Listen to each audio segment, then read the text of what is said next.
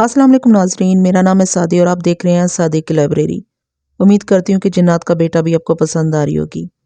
अपनी राय का इजहार कमेंट बॉक्स में ज़रूर कीजिएगा। जो मेरे चैनल पर न्यू है जल्दी से चैनल को सब्सक्राइब करके बेल के आइकन को लाजमी से प्रेस कीजिएगा और कमेंट बॉक्स में अपनी राय का इजहार भी ज़रूर कीजिएगा। आइए आगाज़ करते हैं आज की किस्त नंबर 5 का। अल्लाह बड़ी शान वाला और हिकमत वाला है, उसके जलाल पर रहमत व फजल तारी है।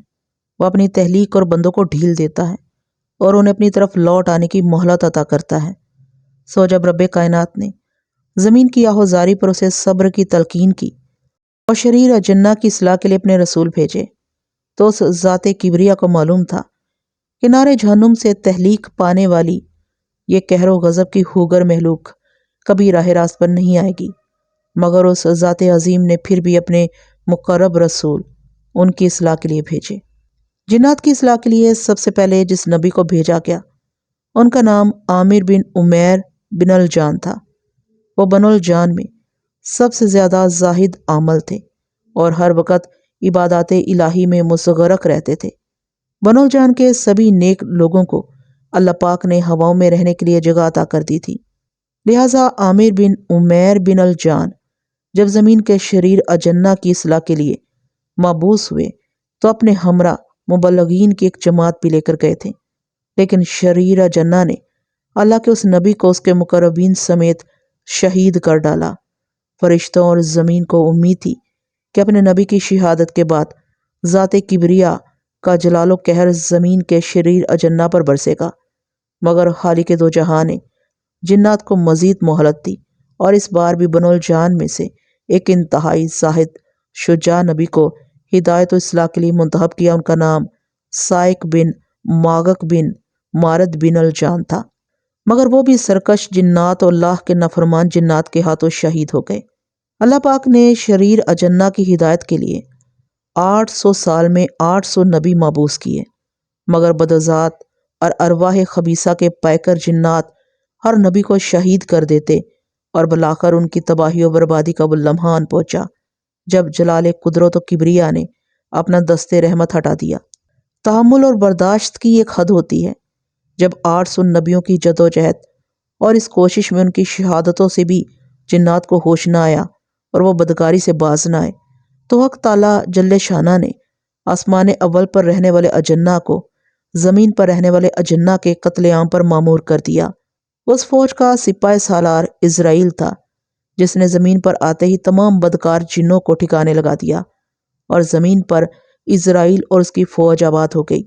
इज़राइल चूँकि इबादत इलाही का दिलदादा था और हमा वक्त इबादत और रियाजत में मसरूफ़ रहता था, इसलिए हक़ ताला ने इज़राइल को आसमान पर बुला लिया। वहाँ भी इज़राइल ने अपनी हमा वक्त की इबादत और रियाजत को जारी रखा। आसमान के फरिश्ते इज़राइल की इबादत को देखकर शशदर रह गए। चुनाचे उन्होंने हक़ ताला से सिफारिश की कि इज़राइल की इबादत और रियाजत इस बात का तकाजा करती है कि उसे हम में यानी फरिश्तों में शामिल किया जाए। हक़ ताला ने फरिश्तों की सिफारिश को कबूल कर लिया और इज़राइल महज अपनी इबादत के तुफैल बराबर तरक्की करता रहा। उसे दूसरे, तीसरे, फिर चौथे, पाँचवें और छठे आसमान पर उठवा कर आखिर 7वें आसमान पर जगह दी गई और वो आखिरकार अजीम तरीन फरिश्तों की फहरिस्त में शामिल हो गया। जन्नतों के दरोगा रिजवान अलैहिस्सलाम इब्लीस की इबादत से बहुत खुश थे। उन्होंने अल्लाह ताला से सिफारिश की कि इज़राइल को जन्नत में दाखिले की इजाज़त दी जाए। अल्लाह ताला ने रिजवान की सिफारिश मंजूर कर ली और यूं इज़राइल जो कि जिन्नात में से था बसदे एजाज़ व एहतराम जन्नत में क़याम पजीर हो गया। जन्नत में पहुंचकर इज़राइल की इबादत के तौर तरीके ना बदले बल्कि उसकी इबादत में और इजाफा हो गया। यहाँ वो इबादत करने के साथ साथ फरिश्तों को भी तालीम देने लगा। इस तरह उसने फरिश्तों की तालीम और इरशादात के फ़राइज़ भी संभाल लिए। 7वें आसमान पर इज़राइल की ये शान थी कि अर्श आज़म के फ़र्श नूर पर इज़राइल के लिए याकूत का मेज़ बिछाया जाता था और उसके सर पर नूर का फरीरा फ़िज़ा में लहराता था। इज़राइल अब भी जिन्नात को तालीमात इलाही और इबादत से मानूस कराने के लिए पहले आसमान पर आता था। वो सुल्तानुल अर्ज़ भी था, लिहाजा ज़मीन पर बचे कुचे शरीर जिन्नात की इस्लाह के लिए भी वो नीचे उतरता था और शरीर अजन्ना को पुरअमन ज़िंदगी गुजारने اور خالق ارض و سما کی عبادت کی تلقین کرتا تھا۔ اسرائیل جب شریر اجنہ اور اللہ کے اطاعت گزار جنات کو تبلیغ کے لیے پہلے آسمان اور زمین پر جلوہ افروز ہوتا تو اس کی شان دیکھنے کے لائق ہوتی تھی۔ عرش تلے اس کا خاص ممبر سجتا تھا جس کے اوپر نور کا جھنڈا سایہ فگن ہوتا۔ اسرائیل ملک الموت فرشتوں کا استاد بھی تھا، لہٰذا پہلے آسمان پر متعین فرشتے دوزانو ہو کر نہایت تحمل و عاجزی کے ساتھ اس کے سامنے بیٹھے ہوتے تھے۔ ہر سو نور چھایا ہوتا تھا۔ اسرائیل ایک سحر تراز مبلغ تھا۔ فرشتے اور جنات اس کی شیریں بیانی اور عبادات میں وجد و کمال کے دل دادا تھے۔ یہی وجہ ہے کہ جب اس نے پہلی بار زمین کے شریر اجنہ کو قتل و غارت کیا تو اس کی دہشت سے پہلے آسمان پر رہنے والے جنات بھی اس کے آتے ہی مؤدب ہو جاتے۔ اسرائیل کی شان کیا بڑی، پہلے آسمان کے جنات نے اس سے اپنی نسبت مضبوط تر کرنے کے لیے اسے اپنے قبیلوں کی سرداری بھی سونپ دی۔ اسرائیل نے بنو الجان کی ایک معزز جن زادی سے شادی کر لی۔ بعد میں اس نے ہر قبیلے کے معززین کے ہاں بھی شادیاں کی، جس سے اسرائیل کی قدر و منزلت بڑھ گئی اور اس کا اپنی برادری میں احساس تفاخر تکبر کی حد تک تراس ہو گیا۔ اس کے باوجود وہ جب 7ویں آسمان پر پہنچتا تو خشیت الہی سے اس پر لرزہ طاری ہوتا تھا۔ اسرائیل نے مفسدہ پرداز جنات کا قتل عام کیا تھا۔ اس قتل عام سے کچھ فتنہ پرور جنات بچ کے پہاڑوں میں جا چھپے تھے، مگر جب پھر زمین پر امن و امان ہو گیا تو وہ بھگوڑے جنات پھر پہاڑوں سے واپس آ کر دنیا میں آ کر آباد ہو گئے۔ ان باغی جنات کی فطرت میں کوٹ کوٹ کر کفر بھرا ہوا تھا، اس لیے وہ زیادہ عرصہ تک نیکی کی زندگی نہ گزار سکے اور خدا سے باغی ہو کر پھر فتنہ و فساد برپا کرنے لگے۔ اسرائیل کسی ایسے ہی موقع کے تلاش میں تھا۔ اس نے جب دیکھا کہ یہ جنات پھر خدا کے باغی ہیں تو ایک دن اس نے دربار الوہیت میں عرض کیا، اے خالق کائنات، تو نے جنات کو زمین پر رہنے اور عبادت کرنے کا حکم دیا، مگر ان ظالموں اور فریب کاروں نے پھر اہل ایمان کو بھڑکانا شروع کر دیا اور تیرے دین کے خلاف فساد پھیلا دیا ہے۔ چونکہ اسرائیل کا انداز بڑا مخلصانہ اور معتبر محسوس ہو رہا تھا، اسی لیے اللہ پاک نے اس اطلاع پر ابلیس کی محنت کو سراہا اور عرش عظیم سے صدا بلند ہوئی، ہمیں معلوم ہے کہ جنات زمین پر آباد ہوتے ہی ہم سے اور ہمارے بتائے ہوئے دین سے پھر گئے ہیں اور اب وہ دوبارہ فسق و فجور میں مبتلا ہو گئے ہیں۔ اے اسرائیل، تو نے جس خلوص سے دین کی خدمت کی ہے اس کا تجھے صلہ ملے گا۔ نیز یہ بتایا جائے کہ زمین پر آباد ہونے کے بعد جو جنات دوبارہ بد باطن اور بے دین ہو گئے ہیں انہیں کیا سزا دی جائے۔ اسرائیل نے بڑے خلوص اور اعتماد سے کہا، باری تعالیٰ، اس حقیر و فقیر نے جو کچھ ہو جتنا کچھ ہو سکا ہو زمین پر آباد ہونے والے جنات کی خدمت کی اور انہیں صحیح راستے پر چلانے کی کوشش کی، مگر افسوس کہ ان اجنہ کو دین فطرت قبول نہیں اور یہ اس دین کے خلاف غلط قسم کے اقدام کرتے رہتے ہیں، اس لیے ان کی اصلاح کے لیے حکم صادر کیا جائے۔ پس اسرائیل کو حکم دیا گیا کہ وہ ایک جماعت لے کر پھر زمین پر جائے اور ان نئے مرتدوں اور ایمان فروشوں کو ایمان کے راستے پر پوری طرح لایا جائے۔ چنانچہ اسرائیل 4000 جنات کے ساتھ زمین پر گیا اور اس نے ان زمین والوں میں درس و تبلیغ کا سلسلہ از سر نو شروع کیا۔ اس بار اسرائیل نے شریر اجنہ کو راہ راست پر لانے کے لیے نئی حکمت عملی وضع کی تھی۔ زمین پر پہنچ کر اسرائیل نے زمین سے باغی اور مرتد جنات سے سلسلہ جنبانی شروع کیا۔ سب سے پہلے اس نے اپنے ایک ساتھی فرشتہ کو قاصد بنا کر جنات کے دربار میں بھیجا۔ قاصد نے سردار کے دربار میں پہنچ کر فرشتوں کے زمینی سردار کا یہ پیغام دیا، اے زمین کے بے دین اور گمراہ جنات، ہمارے سردار اسرائیل نے مجھے تمہارے پاس اس لیے بھیجا ہے کہ تمہیں یہ بات سمجھاؤں کہ خالق کائنات تمہارے رویے سے مطمئن نہیں، کیونکہ تم نے دین حق اور دین فطرت کا راستہ چھوڑ کر کفر اور شرک کا پھر دامن پکڑ لیا ہے، اور تم اپنے دن رات فسق و فجور میں گزارتے ہو اور اللہ تعالیٰ کی دی ہوئی چیزوں کا کفران نعمت کرتے ہو۔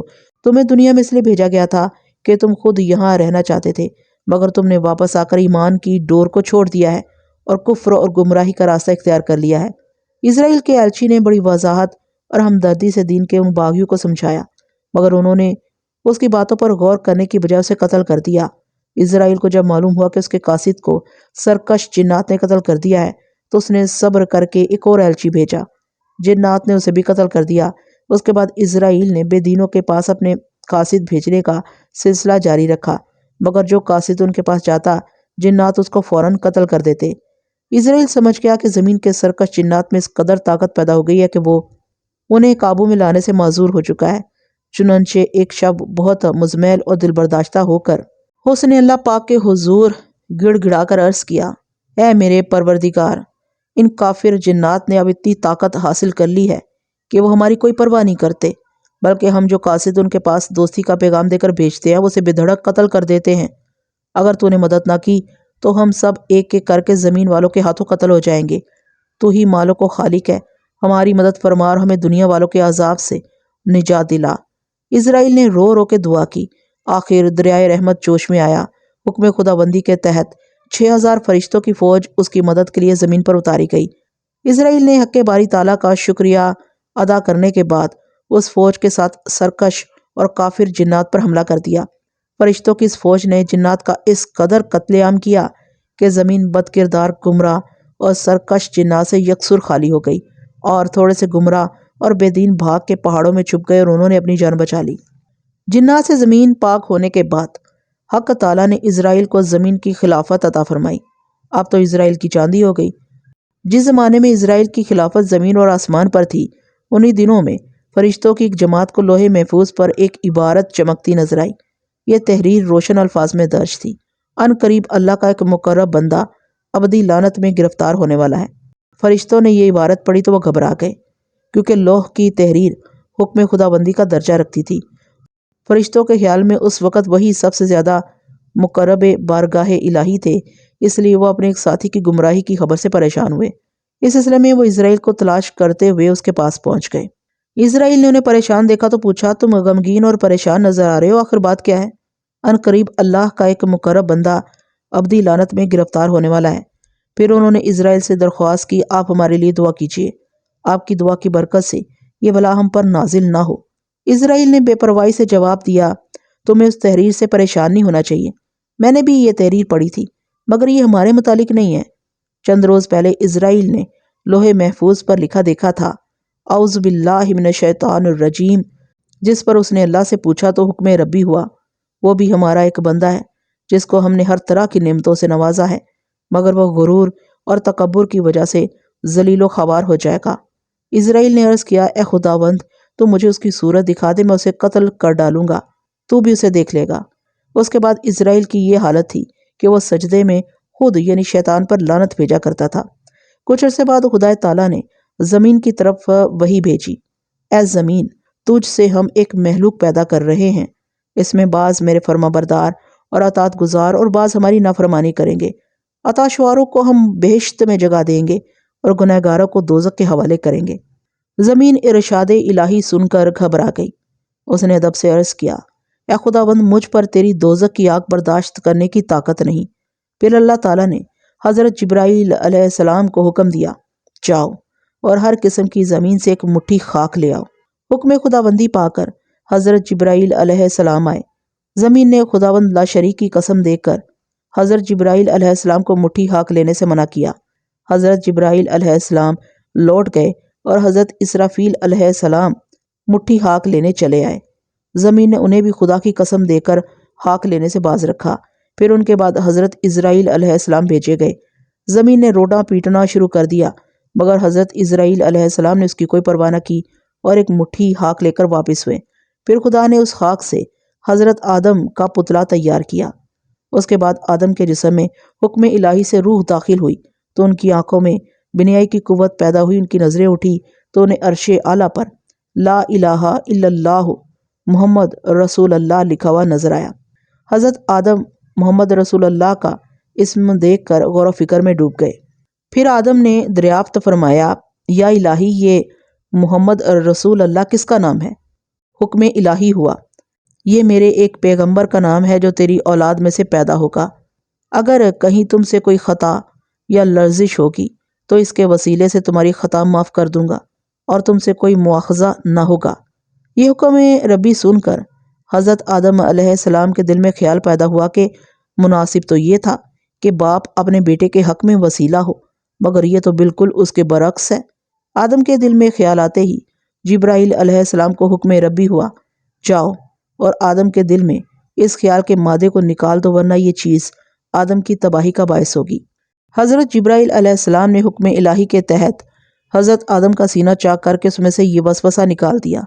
ہم نے سنا ہے کہ حضرت جبرائیل علیہ السلام نے آدم کا سینہ چوک کر کے جو مادہ یعنی وسوسہ نکالا تھا اس میں سے نصف جنت میں دفن کر دیا۔ اس نصف سے جنت میں شجرۃ الخلد گندم کا پودا اگا، جس کا دانہ کھانے کے بعد حضرت آدم سے خداوند تعالیٰ ناراض ہوا اور انہیں جنت سے نکال کر زمین پر پھینک دیا گیا۔ باقی جو نصف رہ گیا تھا اس سے نفس امارہ کی تحلیق ہوئی۔ فرشتوں کا یہ خیال تھا کہ وہ عبادت، ریاضت اور اللہ کی اطاعت کے سبب ساری مخلوق سے افضل ہیں۔ ان کا یہ خیال کسی حد تک درست بھی تھا کیونکہ ان کی تحلیق نور سے ہوئی تھی۔ دوم یہ کہ مادہ کی لطافت کی وجہ سے ان میں خدا کی نافرمانی کی طاقت ہی نہ تھی، مگر قدرت کو کچھ اور ہی منظور تھا۔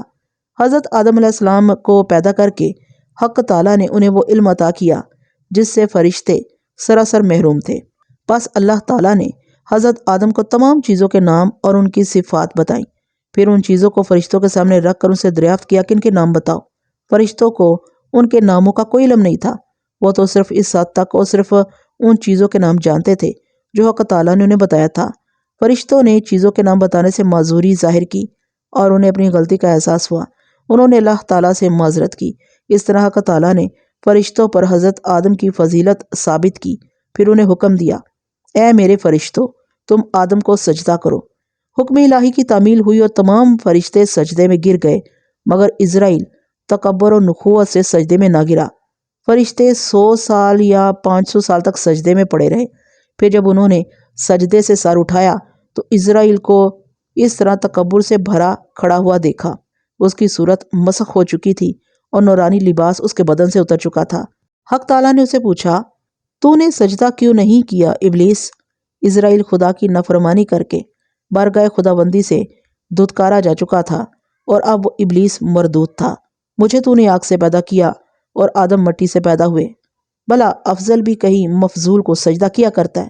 شیطان وہ پہلا شخص ہے جس نے حکم الہی کی خلاف ورزی کی، چنانچہ اس نافرمانی کی پاداش میں اس کے تمام ملکوتی اعزازات اور مراتب سلب کر لیے گئے اور اسے لعنت اور حقارت سے مرجع و مرکز بنا دیا گیا، اور تمام فرشتوں نے اس پر لعنت بھیجی۔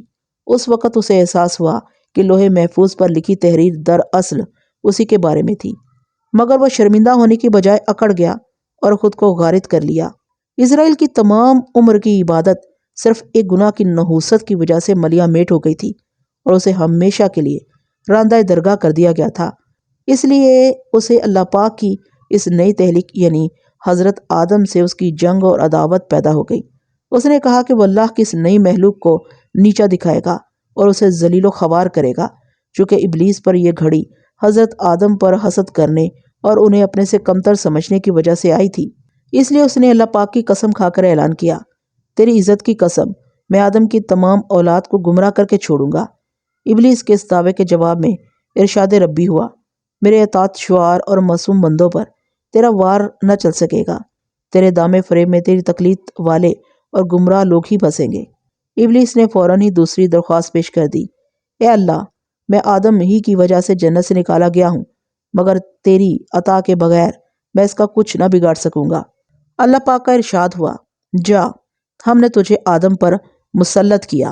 ابلیس نے فوراً اپنی طاقت میں مزید اضافہ کرنے کے لیے درخواست کی، کچھ اور بھی حکم ہو، یعنی مجھے اور کچھ رعایت دی جائے۔ ارشاد باری ہوا، آدم کے ہر بچے کے ساتھ تیرا بھی ایک بچہ ہوگا۔ شیطان نے پھر رعایت اور آسانی کی درخواست کی۔ اس پر حکم باری ہوا، ان کے دلوں کو اپنا مسکن بنا اور ان کے مال اور اولاد میں شریک ہو جا۔ خدایا میری عمر بھی دراز کر دے اور قیامت تک مجھے موت نہ آئے۔ اللہ تعالیٰ نے ابلیس مردود کی درخواست منظور فرمائی۔ اللہ پاک نے جب ابلیس مردود کو اتنی رعایتیں اور آسانیاں عطا کیں تو حضرت آدم کی بے چینی بڑھ گئی اور انہوں نے درگاہ الہی میں التجا کی، یا اللہ، آپ نے شیطان کو مجھ پر مسلط کر دیا، مگر میں تیری مدد کے بغیر اپنی حفاظت نہیں کر سکتا۔ اللہ تعالیٰ نے حضرت آدم کی درخواست کو بھی پذیرائی بخشی۔ حکم ربی ہوا، اے آدم، میں تیری ہر اولاد کے ساتھ ایک فرشتہ پیدا کروں گا جو تیری اولاد کو شیطان کے شر سے بچاتا رہے گا۔ حضرت آدم نے بھی مزید درخواست کی، اے اللہ، اعانت میں مزید اضافہ ہو۔ اللہ پاک نے ارشاد فرمایا، اے آدم، ایک نیکی کا بدلہ گناہ سے زیادہ ملے گا اور گناہ صرف ایک ہی شمار ہوگا۔ حضرت آدم نے پھر التجا کی، الہی، اس سے بھی زیادہ تیری اعانت کا طلبگار ہوں۔ حکم ربی ہوا، روح قبض ہونے تک آدم کی توبہ قبول ہوگی۔ حضرت آدم نے پھر عرض کیا، یا الہی کچھ اور بھی عنایت ہو۔ اس پر حکم ربی ہوا، گناہ گار بندوں کو میری رحمت سے نا امید نہ ہونا چاہیے، ان کے سب گناہ معاف کر دوں گا۔ جب تمام ملائکہ حضرت آدم کو سوائے ابلیس کے سجدہ کر چکی تو اللہ پاک نے حضرت آدم کو بڑی عزت و احترام کے ساتھ جنت میں بھیج دیا۔ جنت میں بھیجنے سے پہلے اللہ نے حضرت آدم سے اس بات کا عہد لیا کہ وہ نہ تو شجر ممنوعہ کے قریب جائیں گے اور نہ شیطان کے دھوکے میں آئیں گے۔ شیطان کی امیدوں پر اوس پڑ گئی۔ شیطان آدم کا شدید دشمن ہو گیا اور وہ ان سے انتقام لینے اور جنت سے نکلوانے کی تدبیریں سوچنے لگا۔ جنت میں داخلے کی ممانعت سے ابلیس بہت جھلایا، مگر اللہ کا حکم تو حکم ہوتا ہے، اس کی تعمیل فوری شروع ہو جاتی ہے۔ پس جب ابلیس جنت میں داخل ہونے لگا تو اسے جنت کے داروغہ رضوان نے روک دیا اور ابلیس اپنا سا منہ لے کر رہ گیا۔ یہ وہی رضوان تھے جن کی سفارش پر ابلیس فرشتوں کی صف میں شامل ہوا تھا۔ ادھر حضرت آدم جنت میں عیش کر رہے تھے، انہیں کسی چیز کی کمی نہ تھی۔ دن بھر جنت کے باغات کی سیر کرتے، کھانے پینے کی ہر چیز وہاں موجود تھی۔ سیر سپاٹے سے وقت نکال کر وہ اللہ پاک کی عبادت کرتے تھے۔ شیطان جنت میں آ تو نہیں سکتا تھا، مگر وہ جنت میں جانے والے چرند پرند اور چوپایوں سے جنت کے حالات اور خاص کر حضرت آدم کے بارے میں ضرور پوچھتا تھا۔ جب اسے بتایا جاتا کہ آدم جنت میں بہت خوش ہے تو وہ جل جایا کرتا تھا اور دل ہی دل میں کڑتا تھا۔ پھر ایک دن اسے ایک پرندے یا جانور سے یہ معلوم ہوا کہ حضرت آدم آج کل کچھ گھبرائے اور پریشان سے رہتے تو وہ بہت خوش ہوا، مگر جنت سے باہر رہ کر ان کا کچھ بگاڑ نہیں سکتا تھا۔ رفتہ رفتہ جنت میں یہ بات پھیل گئی کہ حضرت آدم باوجود عیش و آرام کے پریشان اور دل برداشتہ رہتے ہیں۔ یہ خبر جب اڑتے اڑتے حضرت جبرائیل علیہ السلام امین کے کانوں تک پہنچی تو پہلے تو انہوں نے اس کی تصدیق کی، اور جب یہ بات صحیح ثابت ہوئی تو ایک دن حضرت جبرائیل جب عرش عالی پر پہنچے تو انہوں نے اللہ پاک کے حضور عرض کیا، اے باری تعالیٰ، تو نے اپنے بندے آدم کو جنت میں کیا نہیں دیا؟ کھانے پینے کے طرح طرح کے میوہ جات، گھومنے پھرنے کو سدا بہار باغات اور خدمت کے لیے حوریں ہر دم ان کی حضوری میں حاضر رہتی ہے، مگر تیرا بندہ آدم پھر بھی اداس اور پریشان سا رہتا ہے۔ جنت کے تمام باسی آدم کی پریشانی اور غمگینی سے خود بھی پریشان ہو رہے ہیں۔ اے مالک کے کونوں مکاں، مجھے بتایا جائے کہ آدم آخر کیوں افسردہ ہیں اور انہیں کس بات کا غم ہے؟ جبرائیل امین کا سوال ابھی ختم ہی ہوا تھا کہ عرش اعلیٰ پر صدائے ربی گونجی، کن ہو جا۔ اس کے ساتھ ہی جبرائیل علیہ السلام امین کو حکم دیا گیا، جبریل جاؤ اور دیکھو کہ اب آدم کس حال میں ہے۔ حکم ربی پاتے ہی حضرت جبرائیل علیہ السلام نے ایک فراٹا بھرا اور دم کے دم میں وہ جنت میں حضرت آدم کے قریب کھڑے تھے، مگر وہاں کا منظر دیکھ کر جبریل امین حیران رہ گئے۔ انہوں نے چاروں طرف غور و فکر سے دیکھا۔ جب ان کی سمجھ میں کچھ نہ آیا تو اس عالم استجاب میں اللہ پاک سے سوالی ہوئے، اے پاک پروردگار، یہ سب کیا ہے؟ میں یہاں آدم کو تنہا چھوڑ کے تیرے حضور گیا تھا، مگر اب میں دیکھ رہا ہوں کہ آدم اکیلے نہیں بلکہ ان کے پاس ایک اور انسانی ہستی بیٹھی دکھائی دے رہی ہے۔ یہ سب کچھ کیسے ہوا؟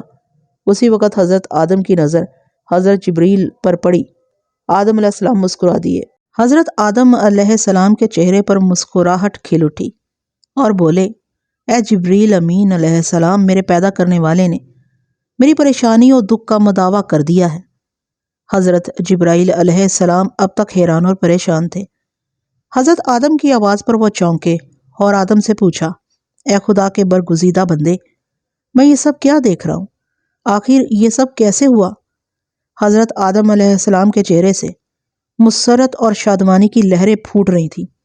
انہوں نے جبریل امین علیہ السلام کو جواب دیا، اے جبریل، میں یہ نہیں جانتا کہ یہ سب کچھ کیا ہے، مگر اتنا ضرور جانتا ہوں کہ فضائے بسیط میں ایک آواز گونجی تھی، اور وہ آواز تھی، کن ہو جا۔ اور پھر یہ ہستی جسے تم دیکھ رہے ہو میرے سامنے بیٹھی تھی۔ میں نے ان سے پوچھا کہ تم کون ہو، یہاں کیسے آئیں؟ تو انہوں نے بتایا کہ میں آپ کے جسم کا ایک حصہ ہوں اور مجھے آپ کی بائیں پسلی سے خداوند تعالیٰ نے پیدا کیا ہے اور آپ کی دل بستگی اور دلداری پر مجھے مامور کیا گیا ہے۔ ان کا نام کیا ہے؟ جبریل نے دریافت کیا۔ یہ اپنا نام ہوا بتاتی ہیں۔ جبریل امین کے لیے حضرت آدم علیہ السلام کی تحلیق ہی سب سے بڑا معجزہ تھا کہ اب حضرت ہوا کی تحلیق نے انہیں اس قدر حیران کیا کہ وہ کھڑے سے بیٹھ گئے۔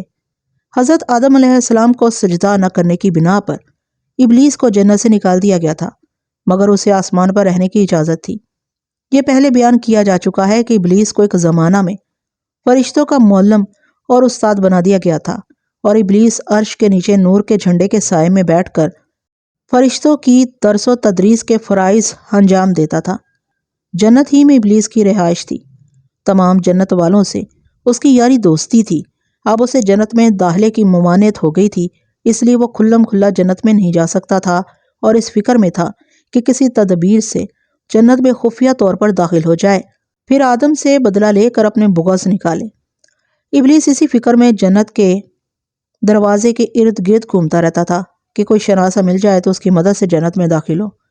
ایک روز ابلیس اسی فکر میں جنت کے دروازے سے کچھ دور بیٹھا تھا کہ اسے مور نظر آیا۔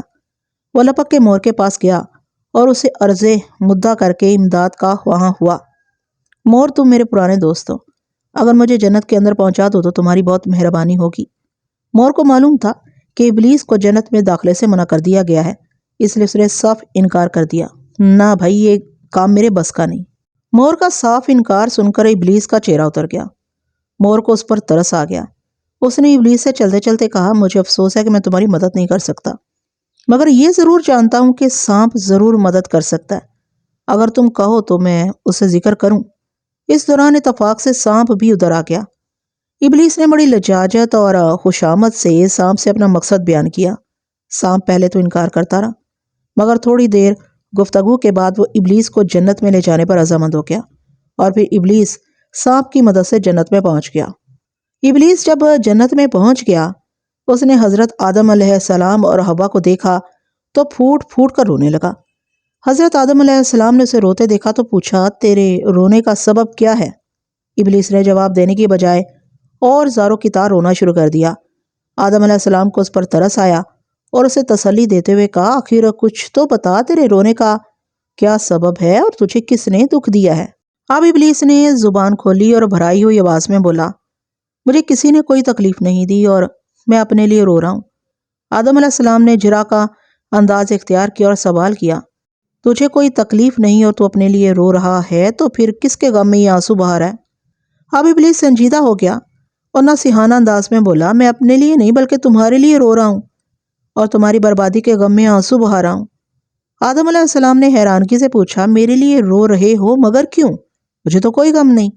ابلیس نے مکاری سے کہا، تم نہیں جانتے کہ مجھے تمہارا کیا غم ہے، مگر میں سب کچھ جانتا ہوں۔ تمہاری یہ خوشی و مسرت اور اعزاز و اکرام صرف چند روزہ ہے، پھر تمہیں غم ہی غم ہے اور تکلیف ہی تکلیف ہے۔ حضرت آدم علیہ السلام نے گھبرا کر پوچھا، یہ مسرت چند روزہ کیسے ہے؟ مجھے جنت میں رکھا گیا ہے اور میری یہ خوشیاں دائمی ہیں، تمہاری اسی بھول پر تو میرا دل بھر آیا ہے۔ ابلیس نے مکاری سے کہا، تمہیں ہمیشہ جنت میں نہیں رہنا ہے، ایک روز تمہیں موت آ جائے گی اور تمہاری تمام خوشیاں ختم ہو جائیں گی اور تم سے چھین لی جائیں گی۔ آدم علیہ السلام پریشان ہو گئے، پوچھا، اس موت سے بچنے کی کوئی ترکیب نہیں ہے؟ کیوں نہیں؟ شیطان نے کہا، اس کی ایسی تدبیر ہے کہ موت تمہارے پاس پھٹک بھی نہیں سکتی۔ تو پھر بتاؤ۔ آدم علیہ السلام بے چین ہو گئے، اس موت سے کیسے بچا جا سکتا ہے؟ ابلیس اطمینان سے بولا، یہ سامنے جو درخت ہے جس کا پھل کھانے کی تمہیں ممانعت ہے، اگر تم اس کا پھل کھا لو تو موت سے بچ سکتے ہو۔ حضرت آدم علیہ السلام کو فوراً خیال آیا کہ اللہ تعالیٰ نے اس درخت کا پھل کھانے سے انہیں منع فرمایا ہے۔ اللہ تعالیٰ کا خیال آتے ہی آدم علیہ السلام نے مستقل مزاجی کا اظہار کرتے ہوئے کہا، کچھ بھی ہو، میں خدا کے حکم کی نافرمانی نہیں کر سکتا۔ شیطان نے کہا، اس درخت کا پھل کھانے کی ممانعت کا راز یہی ہے کہ حق تعالیٰ کو تمہیں جنت میں ہمیشہ رکھنا منظور نہیں۔ اگر منظور ہوتا تو اس درخت کا پھل کھانے سے منع نہ کرتے۔ اس درخت کی خاصیت یہی ہے کہ اس کا پھل کھانے سے انسان فرشتوں کی طرح ہمیشہ زندہ رہتا ہے۔ حضرت آدم علیہ السلام ابلیس کی یہ بات سن کر وہاں سے چلے گئے، مگر اماں حوا وہیں بیٹھی رہیں۔ ابلیس نے حضرت حوا کو تنہا پایا اور کھل کھیلا۔ اس نے قسمیں کھا کھا کر حضرت بی بی حوا کو یہ یقین دلایا کہ وہ ان کا خیر خواہ اور سچا ہمدرد ہے، اور اس بنا پر وہ اس شجر ممنوعہ کا پھل کھانے کا مشورہ دے رہا ہے۔ ابلیس نے خوب چکنی چپڑی باتیں کی اور انہیں یقین دلایا کہ وہ محض ان کی ہمدردی میں اور انہیں دائمی حیات حاصل کرنے کے لیے یہ مفید اور کارآمد مشورہ دے رہا ہے، کیونکہ جنت میں ہمیشہ قیام اور دائمی حیات کے لیے انہیں اس کا پھل کھانا ہی ہوگا۔ مشہور ہے کہ خواتین ناقص العقل ہوتی ہیں۔ وہ ابلیس کے بہکاوے میں آ گئیں اور انہوں نے اور انہوں نے اپنی رضامندی کے لیے سر ہلایا۔ ابلیس کے دل میں لڈو پھوٹنے لگے۔ وہ بھاگ کے شجر ممنوعہ کے پاس گیا اور اس نے وہاں سے ایک دانہ گندم حاصل کیا۔ پھر خوشی خوشی حضرت حوا کی طرف آیا۔ اس دوران اس نے دانہ گندم کو ناخن سے کھرچ کر 2 حصوں میں تقسیم کر دیا۔ پھر ابلیس حضرت حوا کے پاس پہنچا اور انہیں دانہ گندم کا نصف حصہ پیش کرتے ہوئے کہا، یہ آدھا تم کھا لو اور آدھا آدم علیہ السلام کو کھلا دینا۔ حضرت حوا پر ابلیس کا داؤ چل گیا تھا، اس لیے انہوں نے ابلیس کے ہاتھ سے دانہ گندم کے دونوں ٹکڑے یعنی حصے لے لیے۔ اس وقت حضرت حوا کو حضرت آدم علیہ السلام واپس آتے دکھائی دی۔ ابلیس انہیں آتا دیکھ کر ایک پیڑ کی آڑ میں ہو گیا۔ حضرت آدم علیہ السلام حضرت حوا کے پاس پہنچے تو حضرت حوا نے دانہ گندم کا نصف ٹکڑا ان کی طرف بڑھاتے ہوئے پیار بھرے لہجے میں کہا، لیجئے، یہ کھا لیجئے۔ حضرت آدم علیہ السلام نے قدر تامل فرمایا تو حضرت حوا نے زور دے کر کہا، اگر آپ کو اس پھل سے ڈر لگتا ہے تو یہ دیکھیے، پہلے میں اسے کھاتی ہوں، اگر مجھے کوئی نقصان نہ پہنچے تو آپ بھی لیجئے گا۔ یہ کہتے ہوئے حضرت حوا نے دانے گندم کا نصف ٹکڑا منہ میں ڈال لیا اور مسکراتے ہوئے کہا، میں نے ممنوعہ پھل کھا لیا مگر آپ نے دیکھا کہ مجھے کچھ نہیں ہوا، اب آپ بھی بقیہ نصف کھا لیجئے۔ حضرت آدم علیہ السلام نے حوا کا بغور معائنہ کیا مگر انہیں حضرت حوا میں کوئی تبدیلی نظر نہ آئی۔ یہ دیکھ کر اور اپنا اطمینان پورا کر کے حضرت آدم علیہ السلام نے بھی نصف دانہ گندم کو منہ میں رکھا اور کھا گئے۔ پھر وہ دونوں ایک دوسرے کو دیکھ کر مسکرائے، شاید اس خیال سے کہ اب وہ ہمیشہ زندہ رہیں گے اور انہیں جنت سے نہیں نکالا جائے گا۔ مگر ابھی تھوڑی ہی دیر گزری تھی کہ اچانک ان کے جسم سے جنت کی پوشاک اتر کر گر گئی اور وہ دونوں ننگے کھڑے رہ گئے۔ اب تو ان کے ہوش و حواس غائب ہو گئے۔ وہ گھبرا کر ادھر ادھر بھاگے۔ آخر مجبور ہو کر انہوں نے انجیر کے پتوں سے اپنے سطر چھپائے۔ انہوں نے ادھر ادھر دیکھا مگر ابلیس کا دور دور تک پتہ نہ تھا۔ اب دونوں پچھتا رہے تھے۔ وہ ایک دوسرے کو شرمندہ نظروں سے دیکھتے اور سر جھکا لیتے تھے۔ حضرت آدم علیہ السلام کو چونکہ منع کر دیا گیا تھا کہ وہ شجر ممنوعہ کے قریب نہ جائیں اور نہ اس کا پھل کھائیں، مگر حضرت آدم علیہ السلام نے خدا تعالیٰ کے اس حکم کی نافرمانی کی اور شیطان کے بہکاوے میں آ کر انہوں نے شجر ممنوعہ کا پھل یعنی دانہ گندم کھا لیا۔ اس دانہ کے کھاتے ہی ان سے جنت کی تمام مراد چھین لی گئی۔ سب سے پہلے حضرت آدم علیہ السلام اور حضرت حوا جو اس جرم میں برابر کی شریک تھیں بلکہ اصل مجرم وہی تھیں، اس لیے ان دونوں پر عذاب الہی نازل ہونا شروع ہو گیا۔ اب حضرت آدم علیہ السلام، حوا، سانپ اور مور کو جنت بدر کیا گیا۔ انہوں نے خدا کے حکم کی نافرمانی کی تھی، اس لیے اب وہ جنت کی رہائش سے محروم کر دیے گئے اور انہیں زمین پر اتار دیا گیا۔ اس طرح حضرت آدم علیہ السلام اور حوا خدا کی نافرمانی کی وجہ سے مندرجہ ذیل قسم کے مصائب میں گرفتار ہوئے۔ ان سے جنت کا لباس چھین لیا گیا اور وہ بالکل ننگے ہو گئے اور انہیں انجیر کے پتوں سے اپنے جسم ڈھانپنے پڑے۔ آدم علیہ السلام اور حوا چونکہ الگ الگ مقامات پر اتارے گئے تھے، اس لیے ان کے درمیان تقریباً 200 سال تک جدائی رہی اور اس کے بعد ان کی ایک دوسرے سے ملاقات ہوئی۔ شیطان کے اس بہکاوے سے آدم علیہ السلام اور شیطان کے درمیان دائمی عداوت پیدا ہو گئی جو قیامت تک قائم رہے گی۔ حضرت آدم علیہ السلام خطا کار قرار دیے گئے۔ شیطان کو ان پر اور ان کی اولاد پر مسلط کر دیا گیا۔ دنیا کو حضرت آدم علیہ السلام کے لیے قید خانہ بنا دیا گیا۔ جنت میں انہیں کوئی کام کاج نہ کرنا پڑتا تھا مگر دنیا میں آ کر انہیں اور ان کی اولاد کو دنیا کے قسم قسم کے محنت کے کاموں میں لگا دیا گیا۔ اسی طرح ابلیس حضرت آدم علیہ السلام اور حوا کو بہکانے کے جرم میں مندرجہ ذیل عقوبتوں میں گرفتار ہوا۔ ابلیس لعین کو تمام روئے زمین اور آسمان اول کی بادشاہت سے محروم کر دیا گیا۔ ابلیس کی صورت مسخ کر دی گئی۔ ابلیس حق تعالیٰ کی قربت سے محروم رہ گیا۔ اس کا عزرائیل نام تبدیل ہو کر ابلیس نام تجویز ہوا۔ ابلیس بدبختوں اور کفار کا پیشوا بنا دیا گیا۔ ابلیس معرفت الہی کی دولت سے ہمیشہ کے لیے محروم کر دیا گیا۔ ابلیس کے لیے توبہ کا دروازہ ہمیشہ کے لیے بند کر دیا گیا۔ ابلیس نیکی سے ہمیشہ کے لیے محروم کر دیا گیا۔ ابلیس تمام دوزخیوں کا خطیب مقرر ہوا۔ زمین پر حضرت آدم علیہ السلام کی اولاد میدانوں اور پہاڑوں دونوں جگہ آباد تھی۔ یہ وہی جگہیں تھیں جہاں پہلے جنات آباد تھے۔ بنو آدم علیہ السلام قبائل میں منقسم ہو گئے تھے۔ میدان میں بنو قبیل اور پہاڑیوں پر بنو شیش آباد تھے۔ دونوں قبائل کی عادات یکسر مختلف تھیں۔ بنو شیش کے مرد وجاہت و جمال کے پیکر تھے مگر ان کی عورتیں بدصورت ہوتی تھیں۔ جبکہ بنو قابیل کی عورتیں خوبصورت تھیں اور مرد بدصورت اور کریہ شکل کے تھے۔ یہ اللہ تعالیٰ کی قدرت تھی۔ بنو قابیل والے اپنی بھیانک شکلیں دیکھ کر کڑتے تھے، مگر اپنی حسین و جمیل عورتوں کو دیکھ کر انہیں اطمینان ہوتا تھا کہ دنیا کی سب سے خوبصورت عورتیں ان کے پاس ہیں۔ بنو قابیل اللہ کے نافرمانوں کا گروہ بن گیا تھا۔ بنو شیث سے اس کی دشمنی کا سبب یہ تھا کہ بنو قابیل کے سردار قابیل نے اپنے بھائی حابیل کو قتل کر دیا تھا۔ اس کے اسباب بھی میں تمہیں بتا دوں اور تمہیں اس حقیقت سے روشناس کرا دوں کہ یہ قتل بھی من پسند عورت کے حصول پر ہوا تھا، اور اس نفرت اور حسد کی آگ کو ہمارے جد امجد ابلیس نے بھڑکایا تھا۔ میں یعنی جنات کا بیٹا حامہ بن حمم اس قتل کے وقت پیدا ہو چکا تھا۔ یہ میرا بچپن تھا۔ میرا باپ حمم اپنے باپ اور دادا ابلیس کے ساتھ ہی زمین پر آباد ہو چکے تھے۔ بنو آدم علیہ السلام کو گمراہی کے راستے پر لانے کے لیے شب و روز ایک کیے ہوئے تھے۔ اللہ تعالیٰ نے بنی آدم علیہ السلام کی نسل کے لیے حضرت آدم علیہ السلام کو دستور سمجھایا تھا کہ وہ اپنی اولادوں کی باہمی شادیاں کرتے رہا کریں۔ اس کا دستور یہ تھا کہ ایک بطن سے پیدا ہونے والا لڑکا دوسرے بطن سے پیدا ہونے والی لڑکی سے بیاہ دیا جاتا تھا۔ لہٰذا جب حابیل و قابیل پیدا ہوئے تو ان کی شادی کا معاملہ بھی ٹھہرا، مگر ابلیس نے قابیل کو اپنی مٹھی میں جکڑ لیا اور اسے اس دستور کی خلاف ورزی پر اکسایا، اور اس کی اپنے نیک اس والے بھائی حابیل سے ٹھن گئی۔ حابیل ایک صلح جو اور امن پسند تھا۔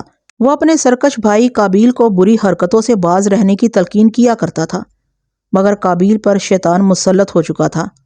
لو اب میں حابیل اور قابیل کی عداوت اور اس کی قتل کی پوری کہانی سناتا ہوں۔ حضرت آدم علیہ السلام نے قابیل کی شادی کا معاملہ طے کر دیا تھا اور اسے حکم سنا دیا کہ اس کی شادی حابیل کی بہن سے ہوگی۔ قابیل کو اپنے باپ کا فیصلہ قبول نہ تھا۔ وہ دل گرفتہ ہو کر کوہ نوز پر جا بیٹھا اور پہروں یہ سوچتا رہا کہ وہ اپنی بہن سے کیسے شادی کرے۔ قابیل کا دل بغض و کینہ سے بھرا ہوا تھا۔ اس کے ذہن پر دہشت و غضب مسلط تھی۔ اسے اس بات پر بھی دکھ تھا کہ اس کے باپ حضرت آدم علیہ السلام کا التفات حابیل پر برستا تھا۔ وہ اس بات کو بھی بخوبی جانتا تھا کہ وہ اپنی فطرت بد کی وجہ سے باپ کی نظر میں حقیر ٹھہرا ہوا ہے، اور سب حابیل کی وجہ سے ہوا ہے۔ کوہ نوز کی سیاہ غار میں میرا پردادا اپنے خانوادے کے ساتھ بیٹھا ہوا تھا جب اسے میرے باپ ہمم نے اطلاع دی کہ قابیل کوہ نوز پر اداس و پریشان بیٹھا ہوا ہے۔ ابلیس کے لبوں پر ازلی خباثت اود آئی۔ اس نے رعونت اور سرمستی کے ساتھ اپنے خانوادے کی طرف دیکھا اور کہا، مجھے قسم ہے اس وحدہ لا شریک کی جس نے مجھے قیامت تک انسان کو گمراہ کرنے کی طاقت عنایت کی ہے اور مجھے آسمانوں کے برجوں پر رہنے کی اجازت مرحمت کی ہے، میں بنو آدم علیہ السلام کو گمراہی اور ذلت کے گپ اندھیرے اور نجاست سے بھرے راستوں پر گامزن کر دوں گا۔ میرے بچوں، آؤ تم بھی دیکھو کہ تمہارے باپ اسرائیل نے حضرت آدم علیہ السلام کے بیٹے قابیل کو اپنے مکر و فریب میں کس طرح پھنسایا۔ یاد رکھو، میں جب قابیل کے پاس جاؤں گا تو تم خود کو اسرار کے پردوں میں ہی رکھنا، میری فریب کاریوں پر بالکل نہ ہنسنا اور کوئی شرارت نہ کرنا، اور ہاں اس بات کا بھی دھیان رکھنا کہیں ہواؤں میں آباد اللہ کے فرما بردار جنات تم پر حملہ نہ کر دیں۔ میں تمہیں یہ نصیحت اور واعظ اس لیے کر رہا ہوں کہ تمہارا باپ بے شک بدی اور گناہ کی بے پناہ طاقتوں سے لیس ہے، مگر انسان کی خصلت بگاڑنے کے لیے اور بنو آدم کو پچھتاوے، ندامت اور توبہ سے باز رکھنے کے لیے، اس کے اندر تکبر اور نخوت بھرنے کے لیے ابھی مصروف عمل ہے۔ میں جب تک انسان کے خون میں خود فریبی، تکبر اور شرک نہیں اتار دیتا، اس کے قلب و ذہن پر وسوسے اور شر پسندی کو غالب نہیں کر دیتا، تم کو اس وقت تک جنات سے نہیں لڑنا۔ ان کے پاس اللہ کی عطا کردہ قوتیں ہیں جو بلا شبہ تمہارے باپ یعنی ابلیس کی قوتوں سے زیادہ ہیں۔ میں جب تک بدی کی قوتوں کو ناقابل تسخیر نہیں بنا لیتا اور اپنی اولاد کو آدم پر مسلط نہیں کر دیتا، تمہیں ہرگز جنات سے نہیں لڑنا، بلکہ تمہیں جہاں وہ نظر آئے بھاگ لینا۔ اور ہاں ایک اور بات یاد رکھو، تم نے اللہ کے نیک بندوں پر پہرے دینے ہیں، ان کی دسترس سے دور رہ کر ان پر حملے کرو جب تک میرے منصوبے مکمل نہیں ہوتے اور جب تک میں بنو آدم میں ظلم و قتال اور گمراہی کے بیج نہیں بو دیتا۔ تمہیں اپنا تحفظ کرنا ہے۔ ابلیس کا یہ واز اس کے ہاں دستور کا درجہ رکھتا تھا۔ وہ قابیل کی طرف روانہ ہوا تو اس کے فرزندان نے روایت کے مطابق اسے سجدہ کیا اور پھر اس کی رہنمائی میں کوہ نوز کی حشر برپا کرنے والی چوٹی کی جانب چل پڑے۔ ابلیس جب قابیل سے ایک فرلانگ کے فاصلے پر پہنچا تو اس نے خود کو باریش بزرگ کے روپ میں ڈھال لیا۔ وہ سر تپا مجسم نیکی نظر آتا تھا۔ اس کے چہرے پر تازگی اور آنکھوں میں شفقت نظر آ رہی تھی۔ قابیل جو پتھر پر بیٹھا فیصلوں کی صلح پر لٹکا ہوا تھا، ایک مہربان بزرگ کو اپنی طرف آتے ہوئے دیکھ کر اٹھ پڑا۔ وہ حیران ہوا کہ یہ بزرگ اس کے قبیلے کا نہیں ہو سکتا۔ اس لمحہ اسے احساس ہوا کہ یہ کوئی فرشتہ نہ ہو جو اس کی رہنمائی کے لیے کوہ نوز پر اترا ہے۔ اس خیال کے ساتھ ہی اسے خود پر رشک آنے لگا۔ ابلیس نے قابیل کے چہرے کی یاسیت نمودار ہونے والی طمانینت کو محسوس کر لیا تھا۔ وہ اس کے پاس پہنچا اور قابیل کے سر پر ہاتھ رکھ کر بولا، اے بنو آدم کے سب سے شجاع اور ذہین نوجوان، خدا تجھ پر رحمت نازل کرے، تو اس قدر بدگمان اور متوحش کیوں ہے؟ ابلیس کے بیٹے اپنے باپ کا یہ روپ دے کر اش کر اٹھے اور اس کی بیوی ترتبہ اپنے شوہر ابلیس کی مکرو فریبی پر قربان ہو گئی۔ اس نے ستائشی نظروں سے اپنے بیٹوں کو دیکھا اور میرے باپ یعنی ہمم کو خاموش رہنے کا اشارہ کیا، اور پھر وہ سب قابیل اور ابلیس کے گرد ماورائی حصار قائم کر کے کھڑے ہو گئے۔ ابلیس کے الفاظ نے قابیل کے دل کو اپنی گرفت میں لے لیا اور وہ نیاز مندی کے انداز میں آگے کو جھکا۔ اس کی رونت و تکبر پر ابلیس کا قبضہ ہو گیا تھا۔ وہ ملتجی انداز میں بولا، اے اللہ کے نیک بندے، کیا تو کوئی فرشتہ ہے؟ اگر تمہارا اطمینان اور تمہارے دل کو سکون اس بات سے مل سکتا ہے تو سنو اے قابیل، ہمیں اللہ ہی نے تمہاری رہنمائی کے لیے بھیجا ہے۔ اس نے قابیل سے کہا، تمہارا نام کیا ہے؟ قابیل نے دریافت کیا، ہمارا نام یاسوت ہے۔ ابلیس نے جھٹ سے ایک نام تراشا، تو ہمیں یاسوت کہہ کر مخاطب کر سکتا ہے۔ اب یہ بتا تو پریشان کیوں ہے؟ میری پریشانی تم سے چھپی ہوئی نہیں ہے یاسوت۔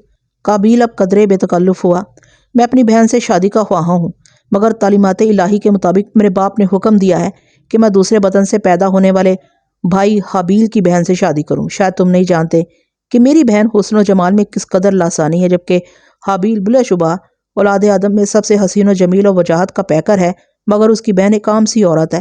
میں اسے شادی نہیں کروں گا۔ تو مت کرو اس سے شادی۔